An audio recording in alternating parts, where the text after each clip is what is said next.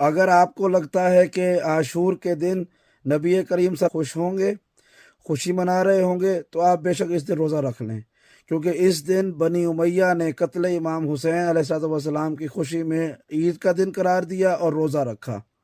ہمارے پاس معتبر ترین روایتوں میں ہے، اور پھر اس سے پہلے یہ سنت ان کے پاس آئی بنی اسرائیل کے ان افراد سے کہ جو انبیاء اور انبیاء کی اولاد کو قتل کرتے تھے اور ان کی خوشی میں روزہ رکھتے تھے۔ تو عاشور کے دن بنی امیہ کے ظالموں، قاتلوں، فاسقوں، فاجروں نے، بدبختوں اور ملعونوں نے امام حسین علیہ السلام کے قتل کی خوشی میں روزہ رکھا۔ تو اگر آپ کو بھی اس میں خوشی ہے تو آپ روزہ رکھیں، کوئی مسئلہ نہیں ہے، لیکن اگر آپ شریف و نسل انسان ہیں، شریف ماں باپ کی اولاد ہیں، تو رسول کے غم میں شریک ہوں، اس دن فاقہ رکھیں، روزہ نہ رکھیں۔ قتل حسین کی خوشی میں روزہ رکھنا حرام ہے۔